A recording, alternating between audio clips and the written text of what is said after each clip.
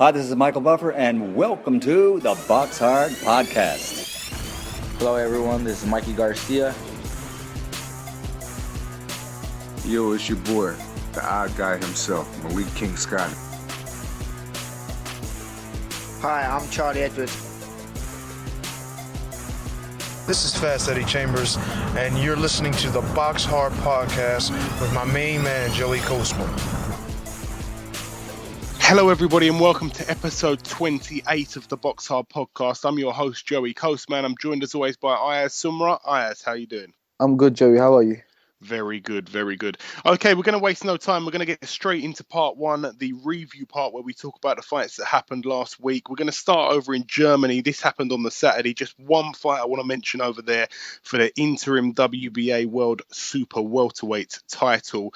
Jack Culcay, 21-1, defended the belt against Jean Carlos Prada.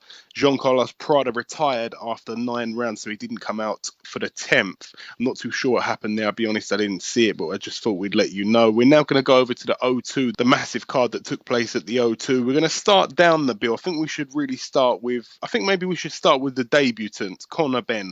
This is a fight I was actually pretty much ringside for, Ayaz. I know that you saw it on the TV. I'll be honest, I kind of looked up and next thing you know, the fight was over. What did you see from Conor Benn? What did we see from Conor Benn? All I really saw was the finish. I saw everyone going crazy in the crowd. And of course, he managed to get the TKO in the first round. So was you impressed with Benn at all, Ayaz? Yeah, I was impressed on his debut. He came out firing and next minute in this first round, knocked him out. Yeah, absolutely. So, again, it'd be interesting to see him, next time out. Hopefully we see him fight quite regularly this year. It would be nice because there's a few juicy bills coming up. Of course, Joshua will be fighting sometime in the future. It'd be good if he can get on a few of those bills. We're going to move over to the other fight on the bill. Ted Cheeseman, he moved to 4-0. With a TKO in the 4th round over Mario Petrov. That again was a fight that wasn't shown. I don't believe it was shown on the pay-per-view. Was it shown on pay-per-view, Ayaz, the Ted Cheeseman fight? Oh, the Ted Cheeseman fight wasn't shown on pay-per-view. Okay. Yeah. All right, then. We're going to go over now to the O'Hara Davies fight. Now, this was a fight that I actually missed, Ayaz, so you'll have to tell me what we saw. I'm aware that, of course, O'Hara Davies picked up the win. He moved to 11-0, and he picked up the vacant English lightweight title. The guy he was facing, Andy Keats, he was down in the first round from a right uppercut. Of course, he was down in the 4th round, which finally stopped the bout. He was dropped with a body shot in the 4th, so Andy Keats racks up another loss, and O'Hara Davies, of course, the new English lightweight champion, 11-0. Was you impressed at all with O'Hara, Ayaz? Yes, I was impressed. I'll tell you one thing. O'Hara Davies is the way he's going through all these fighters. He's very talented, and we can see him hopefully in the future win the world title. Yeah, of course, it's early days at the moment, but it'd be interesting. So we will be keeping our eyes firmly peeled here on O'Hara Davies. We're now going to go over to George Groves. Of course, he was on the bill facing undefeated fighter from Scotland, 16-0 with the one draw, David Brophy. George Groves managed to get the KO in the 4th round, so David Brophy now has his first career loss. George Groves marching on to bigger and better things with a new record of 23-3. This, of course, was for the vacant WBA International Super Middleweight title. George Groves, again, this was actually a fight I missed, Ayaz. I left quite early on the night. I was only there for about 4 or 5 fights, so I missed this one. So you'll have to tell me what you thought of George Groves. I think George Groves did very good. His jab was perfect during the fight. And obviously in the 4th round, David Brophy had a bit of a cut. And in the 4th round, Brophy was knocked out by George Groves. Yeah, again, George Groves, one of the best jabs in British boxing, to be honest. Moving up that bill now, we're gonna talk about the. Just before we go on to the 3 world title fights, we're going to go to the Matthew Macklin and Brian Rose fight. Of course, these guys, in my opinion, are kind of both over the hill now. I don't know if I'd go as far as saying they're shot, but I think they're well over the hill, these guys. They really don't have much left in the tank. It was for the vacant IBF Intercontinental Middleweight title. Of course, Macklin had 1 point deducted in the 10th round for repeated low blows. Rose had a point deducted in the 12th round for holding. I know that the title, of course, was only on the line for Brian Rose because Matthew Macklin missed the weight. So Matthew Macklin ultimately ended up getting the win. It was a majority decision after 12 rounds. What did you think of this fight? Was you impressed at all, Ayaz? Because, I mean, from where I was sitting, everybody was sort of saying it was going to be the fight of the night. It could perhaps steal the show. The crowd weren't really in the place, to be totally honest. It was one of the first fights. I believe it was the third fight or the fourth fight. Hardly anyone had really turned up in the arena to watch this one, so the noise wasn't too great while the fight was going on. I wasn't paying too much attention to it. In my opinion, I kind of thought that we were going to see not really a good performance, but I think it was either going to go two ways. It was either going to be an out-and-out war or basically an out-and-out disappointment. I mean, in my opinion, like I said, I wasn't really watching it too much, but it didn't really look too exciting from where I was sitting. Again, I wasn't paying too much attention, like I say. But what did you make of that fight? I was watching it at home, of course. I reckon it was a good fight. But I'll tell you one thing. You know this fight, they gave the fight to Macklin, who won the fight. I reckon, in my opinion, it should have been a draw.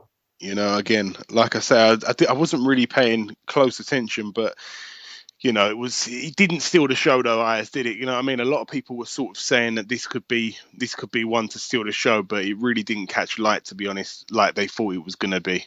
That's what I thought as well. I thought they said that this fight was going to be fight of the year, but to tell you one thing, it wasn't really fight of the year, and it didn't really drag anyone's attention.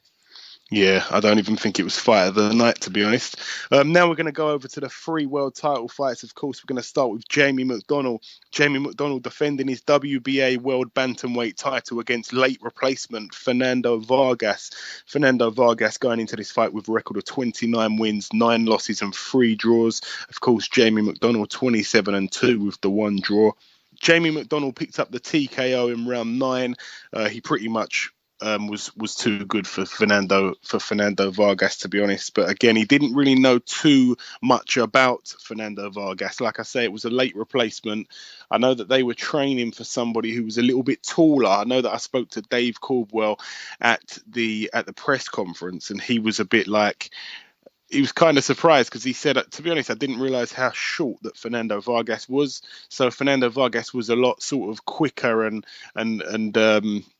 I want to say, like, you know, quicker on his feet kind of thing and quicker with his hands than they were expecting. So Jamie McDonnell, like I say, he won pretty much every single round and he got the TKO in the 9th round. But this guy, he didn't really come to make it look competitive. He kind of was just in there to survive, in my opinion. So Jamie McDonnell didn't really look $1 million getting the win, but nonetheless, another win for him and another successful world title defense. We're now going to go over to Lee Selby defending his IBF World Featherweight title against Eric Hunter. Now, this was an intriguing fight. Lee Selby 22-1 going into this fight. Eric Hunter, we had him on the show last week, 21-3. It started off with a cagey first round, to be honest. Both guys were kind of reluctant to really, you know, jump on it straight away. They was sort of feeling each other out.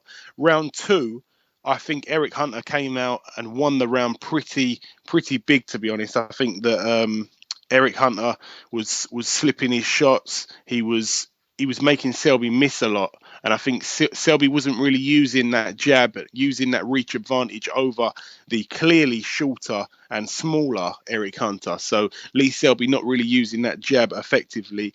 Of course, Eric Hunter, like I say, made him miss and made him look pretty average, to be honest. Then we come out in the 3rd round. Eric Hunter again had a decent round here, made Selby miss a lot. Really looked good, Eric Hunter. Looked like looked like Selby was in a horrible fight, to be honest. You know, nothing was going right for him in that 3rd round. And ultimately, Eric Hunter caught him with a left hook and put him down. So Selby was down there in the 3rd round. A few of the rounds after that, Selby managed to sort of, I believe he was probably listening to his corner. He fought smart. He got up, of course, from the knockdown, and he was really working behind that jab. He was winning a few rounds with just the jab. It looked like Eric Hunter was just sort of waiting for that right hand to come in from Selby so he could counter punch him, because Eric Hunter, of course, has got like a similar sort of style to Mayweather. He's got that counter puncher's style, and he seemed to be waiting too much for Lee Selby, and Lee Selby was happy just to pop out that jab and keep him at bay and win the rounds on just the jab alone. So Eric Hunter, like I say, was waiting for the right hand. Lee Selby was happy to not throw the right hand. And when he did throw the right hand, Eric Hunter had good success because he was able to counter him. He was able to show very impressive lateral movement. But like I say, Lee Selby was racking up quite a few rounds using his size. Eric Hunter then had basically his knockdown nullified, that 10-8 round nullified, because he was deducted a point in the 7th round for repeated low blows. Again, this is something that we've seen from Eric Hunter in the past, deliberate low blows. In this case, I don't think they were deliberate. A lot of people are moaning about this in the crowd over social media. Lee Selby's his shorts were very, very high. They was above his belly button, and I'm not being funny, but of course it's below the waist, below the belt that you're not allowed to hit. And he was hitting him above it. He was hitting him around his belly button. So that really shouldn't be called a low blow. I believe that the referee didn't really do too good in this fight, to be totally honest. But it went to unanimous decision. Lee Selby got the unanimous decision win after 12 rounds. So Lee Selby retains his IBF World Featherweight title and moves to 23-1. Eric Hunter, like I say, gave a good account of himself, but I don't think a lot of boys will want to be facing him because he has got that tricky style. He just needed to be a little bit busier on the night, but his record now 21-4. Now we're going to go over to the big one. Top of the bill, IBF World Heavyweight title, Charles Martin 23-0 with the one draw. Anthony Joshua 15-0. Both guys unbeaten, both guys power punchers, both guys many knockouts. I believe they had a combined knockout percentage of 96%. It's absolutely staggering. Somebody's O had to go. Charles Martin, of course, coming over to England for his first defence. He was down twice in the second round and he completely got demolished by Anthony Joshua, to be totally honest. I'm not going to mince my words on that. I think that Charles Martin really, he seemed frightened before he got in the ring. As soon as the bell went, he didn't really throw any punches. He's a big guy. I believe he's got somewhere around the same reach as Joshua. He just seemed to not. He was throwing punches that were falling short. And I'm not going to knock Joshua at all. I think that Joshua's, of course, a great fighter, but he's not really one that sort of. I don't think he uses his distance fantastic against big fighters. We haven't seen it enough, but he didn't Martin's throwing out a punch and Joshua he wasn't moving back to move out the way of it. He was just standing where he was. It was just a simple fact of Martin throwing a punch way too short. And when he was doing that and jumping in with it, Joshua was just going whack and countering him. So a really poor performance by Charles Martin. He didn't even look like a southpaw in there. He was standing straight on a few times. I saw him with his feet standing completely next to each other, straight on, which obviously means that the target is twice as big as if you're standing sideways. So he was really open for the punches. And of course, I think that in the first round, Joshua kind of maybe gave him a little bit too much respect, but nowhere near the same amount of respect as Charles Martin gave Joshua. Nowhere near.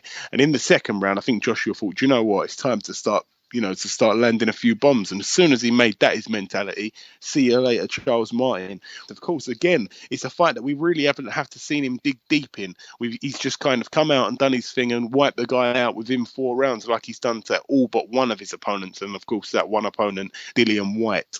I was impressed by his performance. Yeah, he was waiting till the last few seconds on the first knockdown. He was knocked down. He clearly knew where he was. I don't agree with the commentating. The commentating was, I'm not sure who it was. I'm not sure if it was Glenn McCrory. He was screaming, saying he doesn't know where he is. He doesn't know where he is. He did. He was looking at his corner. He looked at the ref. He waited till the ref counted to about 8 or 9 and he got up.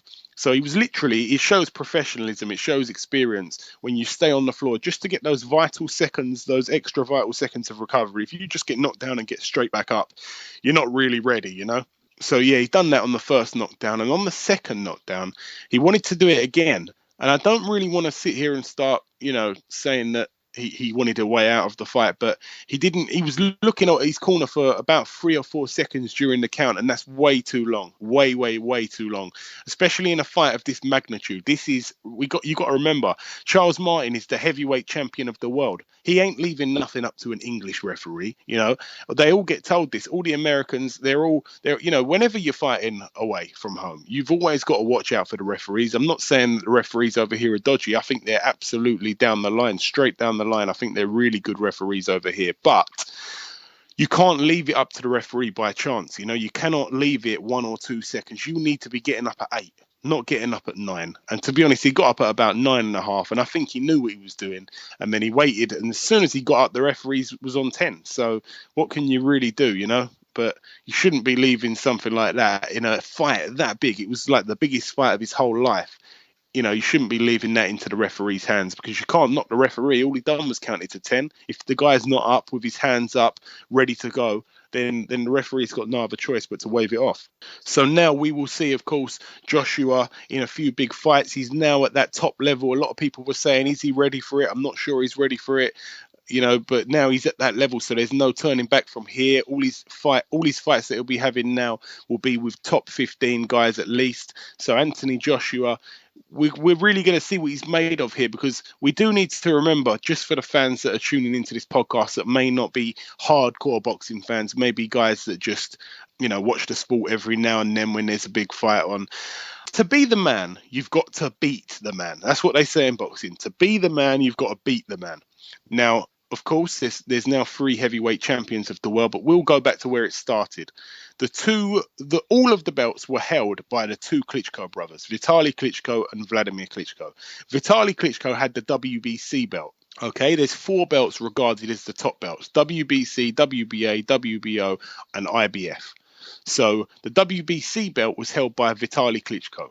The IBF, the WBO, and the WBA were all held by Vladimir Klitschko. So Vitaly decided to retire, so his title became vacant. And then Bermane Stiverne ended up with the belt. Deontay Wilder beat Bermane Stiverne, and Deontay Wilder's the new WBC champion. So that was the only belt that the Klitschko didn't have, that the remaining Klitschko didn't have, which was Vladimir Klitschko. Of course, then Vladimir Klitschko faced Tyson Fury, and Vladimir Klitschko was the man. Okay, not Deontay Wilder. Deontay Wilder's just won it. He's fought a string of people that nobody's heard of, apart from 1 or 2 or 3. And of course, he's not the man. The main man is who's been reigning the longest with the most belts and everything is Vladimir Klitschko. So Vladimir Klitschko fought Tyson Fury in Germany. Tyson Fury beat him, took his 3 belts. His 3 belts were the IBF, WBO, and WBA. Now, because Tyson Fury signed in the contract that he would have to have a rematch with Klitschko if he was to beat Klitschko, which I believe the Klitschkos put in a hell of a lot of their contracts, because everything's got to go the champion's way. So Tyson Fury had agreed to this, like I believe David Haye had to when he fought him, etc., etc. He of course had to defend the titles again straight away. He couldn't have a fight beforehand straight away with Klitschko. So when Klitschko decided he was going to exercise, that clause of the contract about the rematch, in that time, other promoters were screaming at the IBF saying, "Oh my God, the mandatory is due. You should, the mandatory fighter shouldn't be waiting X amount of time until this rematch is done. They're in a position to fight for the IBF title." So the IBF decided to strip Tyson Fury. They said, "Right, Tyson, you've got 2 options here. We're going to strip you of the belt, or you don't fight Klitschko." But of course, he's contracted to fight Klitschko. So he had to basically allow them to strip the belt from him. So when they stripped the belt from him, that belt became vacant. The number 1 and number 2 challengers fought each other for the belt. Of course, that was Charles Martin. He was second in line, and then first in line was Glazkov. So first in line was Glazkov, second in line Charles Martin. So those guys fought for the vacant IBF title. Of course, Charles Martin was doing quite well in the fight, and then Glazkov's knee buckled, and it was basically a freak injury, and his knee had gone. And by that point, he couldn't carry on. So Charles Martin became the champion because Glazkov's knee buckled and he couldn't walk properly or move properly.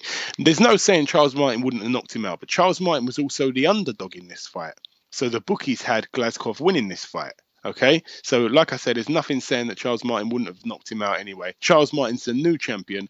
This all happened on January the 16th, by the way. So we're just literally not even 3 months later, he defends his title against Joshua. Joshua wipes him out.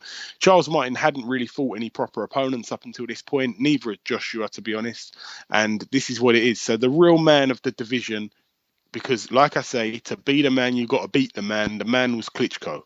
Tyson Fury is the man. He's still got the WBO and the WBA belts, and of course he's got the ring title as well, which is like a magazine title that's only given to like the greatest fighter, the main fighter in that particular division. For example, that's a belt that Mayweather's had, the ring title. Various other fighters that are regarded as the main man in the division. Deontay Wilder beat Bermane Stiverne to get the belt. Joshua beat Charles Martin to get the belt. Those two guys were never the man. They were never, ever, ever, ever the main man in the heavyweight division. Vladimir Klitschko was. So, like I say, I'm not taking anything away from Joshua. I think it's amazing that he's won this belt. Like I say, look at Deontay Wilder. I believe he was 31-0 before he challenged for the title. So here we've got and everybody was jumping all over him saying how much of a fantastic fighter he is. Here we've got Anthony Joshua, who's basically won the title in half the fights Deontay Wilder did. So, you know, like I say, this is a fantastic win for British boxing. I'm over the moon for Joshua, but we do have to remember that the main man in the division is Tyson Fury. But yeah, after going on that mini rant, I'm now going to move over to the other fights that took place on the Saturday. Sorry about that. That took about 5 minutes up of the time. If that made no sense whatsoever, then I'm very, very sorry I had to put you through that. We're now going to go over to Crawley now at the K2 Leisure Centre. Ben Jones topped the bill with a record of 21-5 with the one draw. He faced Jesus Antonio Rios. Now, this was a no decision. This was a strange old fight. It was for Ben Jones' WBO Intercontinental Featherweight title. Jesus Antonio Rios was cut in an accidental second round head clash, and the fight was halted in the third round as a result of that. And under the WBO rules, if the fight isn't past 4 rounds, then it will be declared as a no decision if the fighter cannot continue due to an accidental injury. So, like I say, it was in the third round, and in that case, it had to be stopped, and it was a no decision. So maybe we'll see a rematch there. I'm not too sure, but it's really a horrible way to end the fight because no one's a winner, no one's a loser. They all sort of done it for no reason. So hopefully we see that fight come round again. Moving over now to the MGM Grand Garden Arena in Las Vegas, top of the bill, Manny Pacquiao, 57-6 with 2 draws, faced off against Timothy Bradley, 33-1 with the 1 draw. This was for the vacant WBO International Welterweight title. Manny Pacquiao, to be honest, I saw this fight, I stayed up for this one. Manny Pacquiao showed glimpses of the old Pacquiao that we've seen. He was darting in and out. I love it when he does that. He jumps in and out. He jumps in, throws a few punches, jumps out. It's amazing seeing him do that. So we did see that. And of course, a lot of people talking about Manny Pacquiao hasn't had a stoppage for years and years and years. Manny Pacquiao put Tim Bradley down twice in this fight.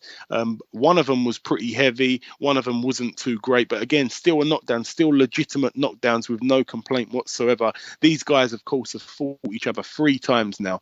Manny Pacquiao and Timothy Bradley. There's been no knockdowns at all until this fight. So it actually took 30 rounds of fighting between these two guys before the first knockdown came in the 31st round. So Manny Pacquiao, of course, he should have won all 3 of these fights. The first fight, Timothy Bradley was gifted. It was absolutely awful decision. The second fight, Manny Pacquiao won, and now he's won this one as well. And this one was probably the clearest. I believe that all 3 judges ruled it 116 to 110. A lot of people were moaning, saying it wasn't that wide, but of course you've got to bear in mind the 2 knockdowns that Manny Pacquiao picked up. Timothy Bradley did do really well though, and of course Manny Pacquiao, really, really good win for him. Like I say, the clearest one yet, and he's decided straight after this fight to retire from the sport of boxing. So I'm not sure how legitimate that actually is, but Manny Pacquiao at the moment, he's currently retired. So it'd be interesting to see what actually does happen. You know, of course, him and Mayweather now retired. It's strange because usually we see fighters go on too long and then, you know, they're past their best and then they decide to retire when they're getting beaten by people they wouldn't have been beaten by in their primes. Floyd Mayweather, of course, top of the game really in the 147 category.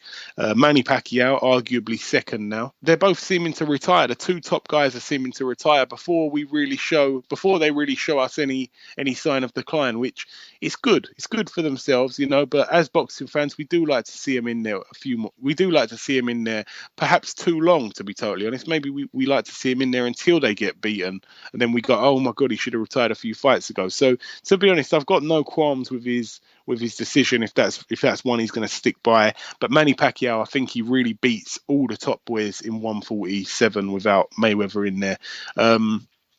And I really mean that, Ayaz. I think that Manny Pacquiao would beat Furman. He would beat Porter. Of course, he'd beat Bradley. He would beat Brook. I think he'd beat all of the names in there, to be totally honest. Just the way he darts in and out, I think it would be a big, big problem for Brook. And this is how I put my welterweights down. I seriously think, first was Mayweather, second Manny Pacquiao, and third, it's really close between Tim Bradley and Kell Brook. Really close. Really, really close. And I think Manny Pacquiao beats all of them apart from Mayweather, to be honest. So how do you feel about his decision to retire, if it's going to be a genuine one, Ayaz? I personally reckon he won't retire. Because I was watching a video and Freddie wrote just like, I don't think Pacquiao will retire. I reckon a fight that I would like to see, and if it happens, right, is you know how Kell Brook stated he was once a big fight? I reckon a fight between Brook and Pacquiao would sell out. Yeah, absolutely. Of course it would. The only thing is, would he come over to England to have that fight? I really, really doubt it. Would Brook go over to America? It would be nice to see that fight, but to be honest, that would be the only fight that Brook could have outside of the Mayweather fight, that he would get the credit that Khan's getting for taking on Canelo, to be totally honest. So hopefully that fight could get made. I would love to see that fight. I really would. But it's a massive risk for Kell Brook. If he lost to Pacquiao, where does he go from there? But like I said, there's not too much shame in losing to Pacquiao, because he really is, like I say, in my opinion anyway, even though he's not the Pacquiao of old, he's still good enough to beat all these guys. So in my opinion, like I say, he's the top of the top in the 147 division, provided Mayweather stays retired. That's another one we're not too sure about. Moving down that bill, Arthur Abraham put his WBO World Super Middleweight title on the line against Gilberto Ramirez. Of course, Arthur Abraham, a lot of people saying that he's been over the hill for the last several fights, to be totally honest. He had a record of 44-4 going in this fight. He faced off against Gilberto Ramirez, 33-0. Gilberto Ramirez is the new WBO World Super Middleweight champion. So Arthur Abraham finally loses his WBO strap. Arthur Abraham now 44 wins and 5 losses. Gilberto Ramirez, the new WBO world champ, with a 34-0 record. So a very nice looking record. Arthur Abraham, it'd be interesting to see what happens with him now. Is he going to carry on? I've got no clue. Will he perhaps fight someone like Felix Sturm? That would be like an all-German clash. It will get big numbers and big money in Germany, and of course probably a winnable fight. They're both absolutely shot, especially Sturm. I think he's there for the taking, to be totally honest. Moving down that bill, Oscar Valdez, 18-0, took on the former IBF champ Evgeny Gradovich. Oscar Valdez picked up the TKO in round 4. So Evgeny Gradovich stopped in 4 rounds. So that's a big statement there from Oscar Valdez. That was for the vacant WBO, NABO featherweight title. So Oscar Valdez moving onwards and upwards. And Evgeny Gradovich, I really don't know where he's going to go from here. Of course, his record now 21-2 with the 1 draw. And his other loss, of course, was to Lee Selby, who we mentioned earlier. Also, I should mention on that bill, the lightweight prospect, Devin Haney. He was on that bill. He moved to 5-0 with a unanimous decision after 4 rounds against Rafael Vasquez. Devin Haney, definitely someone to watch for in the future. And that's really it for the review side of things on this week's show. We're now going to bring on our first guest. Okay, now it's time for our first guest on this week's show. Ladies and gentlemen, please welcome part of the awesome foursome, also known as the Smith brothers, is Stephen Smith. Stephen, welcome to the show. Thanks, mate. No problem. Of course, we're only a few days away now from the fight. How are you feeling ahead of the biggest fight of your career, Stephen? I'm feeling really good. I've had a good camp. So, that's all you can ask for, really. It's the opportunity and go away and have a good camp and be fully prepared for it. And, I've done that. Now you're fighting, of course, Jose Pedreza, 21-0 his record. He's the IBF World Super Featherweight Champion. What do you know about him, Stephen? What have you seen of him? I've known him quite a while. He's a talented fighter. He boxes from both stances. Likes to switch mid-fight and seems to see how the fight's going and seems to switch his stance. And it's something, we've trained for, we've prepared for, and, I'm confident going in. Okay, now you've only boxed once abroad as a pro. You fought in Germany. You knocked the guy out in the first round. Is there any qualms at all on your part regarding travelling over to the USA? No problem. I boxed all around the world, my amateurs, and it's one of them things. People know how close we are as a family. Myself, my brothers, and my brothers have boxed in the States. Callum and Paul have boxed over there, and going through it with them is like going through it yourself anyway. So I feel like I've already been over there and boxed anyway. How much will it mean to you, Stephen, of course, to join that ever-growing list of British world champions? At the moment, we've got 11. By the time this interview goes out, we may have 12 with Joshua's fight on the weekend. It's everything to me. Becoming a world champion is what I first ever, dreamt of when I first put a pair of gloves on. And, nothing's changed. I still dream of becoming a world champion, and I'm confident I can make that happen next week. Now, are you someone that thrives under pressure, Stephen? Because of course, you're going out there, of course, like in the lion's den almost. Are you someone that can thrive under that pressure and soak it up? Definitely, yeah. I believe I've always performed better when the pressure's been on, and this will be no difference. I believe you'll see the best of me when I'm out there under pressure. Okay, now I know that all of the brothers, to be honest, they deflect it onto each other, but who do you feel is the best out of the Smith brothers, pound for pound? It's one of them questions that gets asked a lot, but I don't think you can look past Callum. I think what he's doing when he's getting in there and performing is it's second to none. He's going out and he's absolutely demolishing everyone in his way. Really, he's out of 19 fights, 14 knockouts. He's had 10-1 knockouts, which just shows you the quality of the lad and the absolute power he's got. Now, I did actually want to touch on Callum. Of course, we've seen him absolutely demolish Mohammadi for the European title. He's now mandatory to face Badu Jack. There's not really much else to say about it, really. He seems to be a complete monster, a complete machine, to be honest. Yeah, he's just, as you say, he's demolishing everything put in his way. Coming through from winning an English title in one round to a British title in one round, and then European title in one round. He's just doing everything he's after him and more. So we can't be more happy with how things are going for him. And as you said, he's in a man's position now for the world title. So those opportunities will come. It's just a matter of waiting for it to happen now. And I'm very confident you'll go and win a world title. Absolutely. Because there really is a chance now that all the Smith brothers could become champions at the same time. I know that you all picked up the British belt, but there's actually a chance. Of course, we've got Liam champ at the moment. Callum's in the mandatory position. You got your fight this weekend, and Paul, if he can get a fight, but perhaps with someone like Felix Sturm, I've got all confidence he can win that title. Yeah, definitely. Paul's got to just get himself back in, get some wins, and then there's opportunities there for him. As you said, especially with the likes of Sturm and Abraham, obviously, isn't it?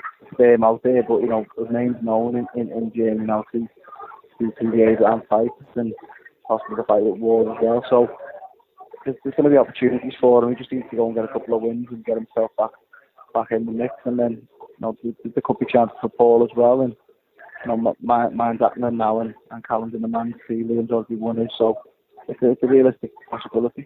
Yeah, absolutely. Also, someone we should as well mention, fighting on the same bill as you, also for a world title. He's going to be on the show a little bit later. Irishman Patrick Hyland. He's going out there to face Gary Russell Jr. What are his chances in this fight, in your opinion, Stephen? He's got every chance. He's up against the top 45 in Gary Russell, but it's the same as myself. Look, we wouldn't have it any other way to go and win a world title. You want to go and beat the champion, and you don't want to give him to you. And I'm sure Patrick's relishing that chance, and I wish him all the best. I really hope he goes out and does it. We've known the family for a long time, and I really hope he does well and goes out and does it. The two of us get world title, it'd be something else. Yeah, absolutely. Okay, listen, you and your three brothers are a huge credit to British boxing, a real family of heroes. I wish you the absolute best in becoming the second world champion out of the brothers. Hopefully the next time we're speaking, Stephen, I'll be talking to the new IBF champion of the world. Yeah, thanks very much, mate. Thanks a lot. Okay, now it's time for part 2 on this week's show. This part, of course, is the preview part where we preview the fights before they happen this week. We're going to start over in Mexico. Jose Pedreza, he gets out again. His record at the moment, 24-1. Of course, that one defeat was to Terry Flanagan for the WBO world title. His opponent yet to be announced, but again, it's good to get Jose Pedreza, a good fighter, to be totally honest, back in the mix. We're now going to go over to Puerto Rico. Top of the bill over there, Felix Verdejo, 20-0. He faces Jose Luis Rodriguez, who has a record of 18-8. Felix Verdejo, again, a top fighter that we will be keeping a close eye on, and everybody else should. And that's really it for South America. We're now going to go straight over to the United Kingdom at the First Direct Arena in Leeds. Of course, top of the bill, the Leeds sweetheart, Josh Warrington, 22-0. He faces Hisashi Amagasa. This is for the WBC International Featherweight title. Amagasa has a record of 30 wins, 5 losses and 2 draws. This will be another tough test for Josh Warrington. Again, if he prevails, he really is closing in on that world stage. A good fighter, Josh Warrington, Ayaz. I think that he's of course been linked with Lee Selby. I'm not sure if Lee Selby's going to be moving up soon. I'm not sure what he's doing, but Josh Warrington just behind Lee Selby, with all due respect, but still a really good fighter and one that is definitely capable of world level. Yeah, Josh Warrington's a very good fighter, right? Obviously, fighting Amagasa, like there's rumours that like you said, to fight Lee Selby at Ellen Road, but I reckon like Lee Selby's up right above him. I reckon a level above him, in my opinion. Yeah, absolutely. At this stage, he is anyway, but we'll see down the line. Also on that bill, former world champion Stuart Hall, 19-4 with 2 draws. He faces Rodrigo Guerrero, who has a record of 24 wins, 5 losses and 1 draw. Believe me, this would be a tough fight for Stewie Hall, this one. No joke, Rodrigo Guerrero. He's been matched pretty tough, to be totally honest with you. His 5 losses to capable opponents. Also on that bill, prospect Jake Ball. He looks to move to 5-0. He takes on Colin Farricker, who has a record of 3 wins and 2 losses. Also on the bill, Isaac Chamberlain, prospect from Brixton. Of course, everybody watched his documentary on Sky Sports, Made in Brixton. Isaac Chamberlain, 4-0 at the moment. He faces undefeated Russ Henshaw, who has a record of 6-0. So somebody's O has got to go. It's good to see 2 prospects getting in the ring together this early in their careers. Moving down the bill once again, Martin J. Ward, he gets out again. His opponent yet to be announced. Of course, Martin J. Ward, 13-0 with 2 draws.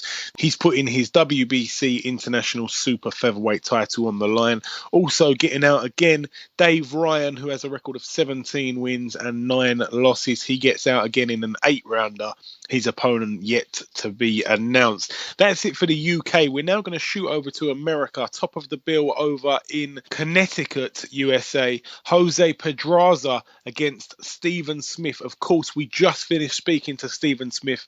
Jose Pedreza has a record of 21-0. Stephen Smith 23-1. That 1 loss to Lee Selby. Of course, this is for the IBF World Super Featherweight Championship of the World. Jose Pedreza completely no knockover, but of course, Stephen Swifty Smith, really, really good fighter.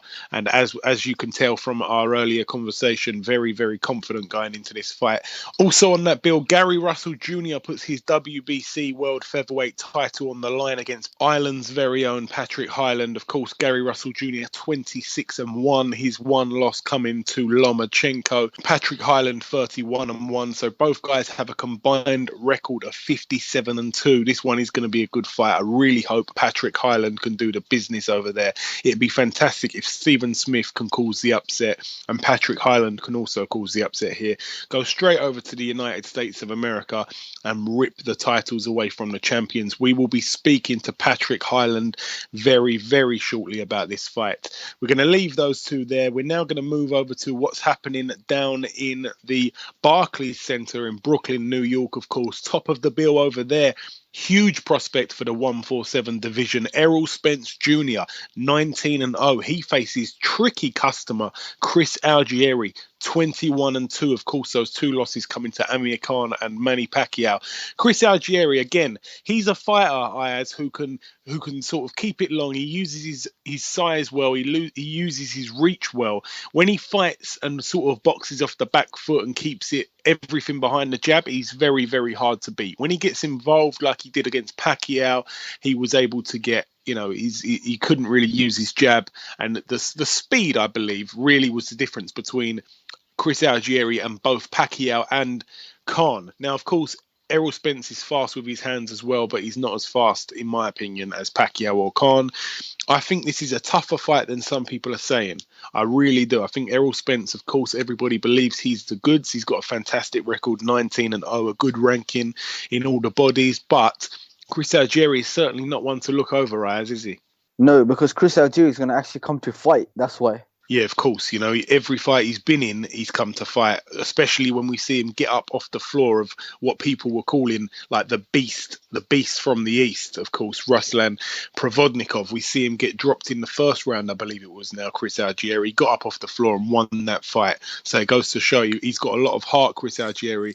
I think this is going to be a really tough test for Errol Spence, to be totally honest. Of course, everybody believes he's the goods, but Chris Algieri, a really tough fighter. I'm telling you, you really have to beat the living daylights out of him to, you know, and be fast and be in and out. You really have to fight on your A game to beat Chris Algieri. Like I say, he's only lost to two good guys. So this will be a really, really, really good fight, in my opinion. One that I'm looking forward to watching. Of course, the fight is being shown on Box Nation. We're going to move down the bill now. Krzysztof Glowacki, 25-0 cruiserweight WBO World Cruiserweight Champion. He puts his belt on the line against Steve Cunningham. Steve Cunningham, of course, 28-7 with the one draw. The ex-US veteran. Steve Cunningham, of course, we've seen him in there with the likes of Fury. He was at cruiserweight, then he moved up to heavyweight, then he's come back down to cruiserweight. We're going to see what that's done to his body. I know he was a very, very small heavyweight, but it's going to be interesting. I'm not a fan of people who jump up and down the weights, you know, up and down, up, then down, then up, then down. It's not very good for your body, to be totally honest. But like I say, Cunningham was only coming in a few pounds over heavy anyway. So it'd be interesting to see, because Glowacki is a really, really good fighter. And Steve Cunningham, of course, I believe we've seen good performances from Steve Cunningham of late, but this one might be a really tough test, to be honest. Glowacki, of course, the favourite and the champion going into this, but it'd be amazing if Steve Cunningham could pull off the win. Of course, he's got a lot of experience under his belt now. He's been in a lot of tough fights, and that experience could play a part in this fight. We'll have to wait and see.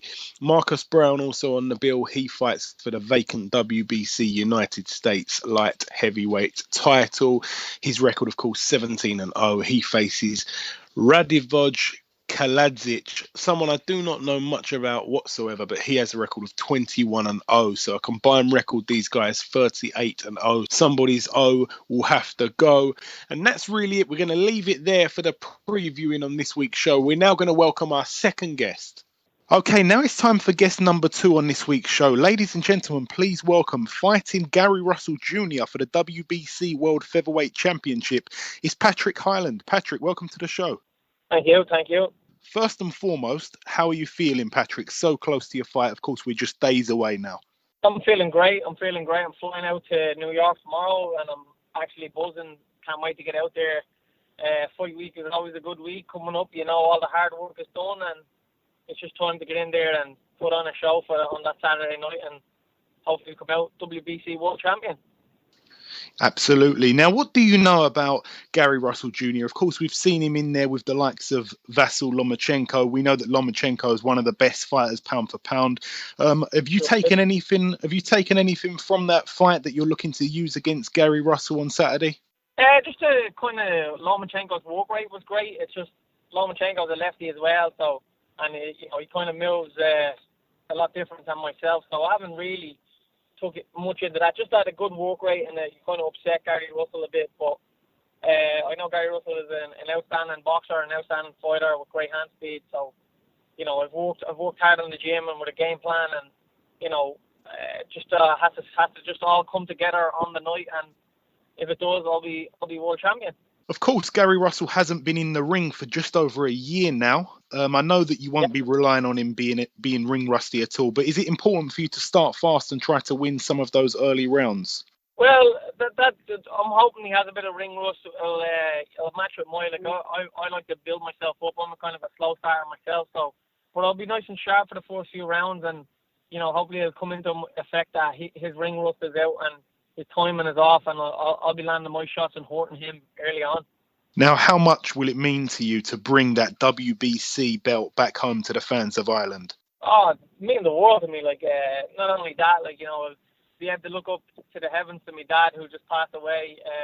All the hard work he's done over the years, putting me through my paces since I was a kid, drilling me in from day one. Just to say, Dad, I've done it, and to come back to my family like with the belt is just going to be, it'll be a dream come true, and it'll be a touchy moment, but an exciting then. I'll be excited then for the times ahead after that. Okay, I'm very sorry to hear that. I wasn't aware of that actually. No worries. Is that something recent or? About 10 months ago, he left us. I had a fight over in October, and it was the first time he was ever, without me in the corner. It was a tough one. I thought I was focused and ready on the job. I went out for the training camp in New York, and everything went well until after the first round. I looked to the left, and my dad wasn't there. It was a touchy, a moment in the fight. Kind of didn't want to be in the fight then, but then I came out and I knocked the guy out in the 8th round. So all the stuff that he worked into me, paid off at the end, and I'm buzzing now. I'm properly mentally focused now, and on the job in hand, and ready to become world champion. Yeah, excellent. So I mean, obviously, you, despite of course winning the fight since the death of your father, of course, you want to put 2015 behind you. Really, I know you can't do it completely. Obviously, there's memories stuck in 2015, but of course, 2016, you really want to make your year, of course. Exactly. Yeah, 2016 will be my 12th year as a professional. All the hard work, I wanted to pay off. In this fight, all the years of the hard work, the grinding, the time away from the family, everything is going to come out into this fight. And when I become the champion of the world, then there's massive fights for me. There's Lee Selby, there's even me little friend Carl Frampton. He could be moving up the featherweight, and he's there. And there's also with myself, I'm a big featherweight, so I could move up to 130 and challenge someone at the belt there. There's exciting times ahead. But first of all, I got to become the champion to make all these dreams happen. Yes, of course. Now, also on the bill, challenging for a world title too. He was on the show a little bit earlier. Stephen Smith. You're both looking to invade the USA and take those belts back home. What do you think of Stephen Smith's chances in his fight? I think he has a great chance. I know Pedreza is not the biggest a puncher. He's a great boxer. With Stephen Smith, he's a talent himself, and I know he's going to be like myself and going all out to become world champion. He's been waiting a long time. I've had a crack in 2012. I didn't succeed, but I'm pretty sure Stephen is ready and willing to be coming home IBF champion. I know Stephen and the brothers years. We boxed. My younger brother boxed against him in an international and got beaten. I've been away with Paul as an international as well. So. I'm hoping that the both of us will be on the plane back to England and Ireland with the World Championships. Yeah, I actually asked him about your fight as well. I pretty much asked you both the same question. He basically mirrored what you said, to be honest. He said that, you go back with his family quite far. And he also said that, to be honest, me and Patrick wouldn't have it any other way. We want to go abroad and win the title and take it away from the champion. Take it away. Go into the lines then. It's nothing new for us. We don't fear any of that. I definitely don't, and I know Stephen doesn't. So yeah, going over there and taking them away from the guys live on American TV is even better, And Sky Sports will be getting the show back home, which will be amazing for the Irish and UK fans. Yeah, definitely. My fingers are crossed for both of you. Of course, the featherweight division is a pretty hot division at the moment. If you go and win this title, is there anyone in particular you'd like to get in the ring with? I know that, you don't really want to look too much past Gary Russell because it is, of course, a really hard fight. But is there anyone you've got your eye on at all? Just all the champions. Lee Selby's there, it'll be a great UK fight, UK or Ireland fight. The Santa Cruz will be a major fight for myself to go over to America, and should even looking outside of that, you have the other kid, Josh Warrington, is coming up, and he's ranked number 2 or 3, and fights like in the UK and Ireland could be made, and they'll be so exciting and so good for all the European side to watch anyways. Yeah, definitely. So basically, if you do go out there and do the business, then we won't see you in any. You're not one who's going to start, falling back a level and going in those sort of easy fights. You really are looking for the big fights past this one. Oh yeah, most definitely. Like as I said, I'm 12 years as a pro now, and like when they asked me about Gary Russell, I jumped at the chance. I said, of course, yeah, majorly because it's for a world title, but another reason because he's one of the best fighters out there, and that's who I want to be fighting to prove myself and all the years of work. So yeah, if I win this belt, I'm not sure if there's a mandatory challenge already. A guy won the silver belt, but if not, definitely one of the top boys. That's what I'm aiming for. Great stuff. Now, the last question I've got for you now, Patrick, in your heart of hearts, what are we going to see from yourself on Saturday? And if you could give us any sort of prediction, that'd be excellent. What are we going to see from myself? We're going to see, hard work, dedication in the ring, me becoming WBC world champion. Prediction in a fight, I'm ready to go to war for 12 rounds. But, Russell doesn't think that I hit as hard, and he's going to have a big shock on the night.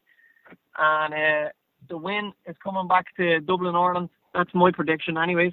Excellent. I mean, at the end of the day, you both got the same amount of knockouts, really. So, yeah. So I can't really see his point there. But listen, Patrick, thank you so much for giving us a bit of your time so close to the fight. I wish you a safe journey to the States, and hopefully next time we're speaking, you've got that gold and green belt around your waist. Sounds good, doesn't it? Sounds very good. It sounds very good. Patrick Hyland, WBC world champ. He's got a little ring to it, I think that does. It does, doesn't it? I like the sound of it too. Excellent stuff. Listen, Patrick, thank you so much for joining us, and we'll speak again soon. Great stuff. Thank you. Thanks a lot, lads. Okay, now it's time to conclude episode 28 of the BoxHard Podcast. I've been your host, Joey Coastman. Ayaz Sumra has been Ayaz Sumra. A big thank you to our two guests on this week's show, of course, both challenging for a world title at the weekend, Stephen Smith and Patrick Hyland. I just want to say I apologise for the poor audio during some of the Stephen Smith interview. He was literally in a barber's getting his hair cut just before he left Liverpool for the United States. So best of luck to both guys challenging for a world title on the weekend. And of course, a massive thank you to our listeners for listening this far once again and continuing to show support to the BoxHard Podcast. We'll be back next week with another big show. Until then, take care.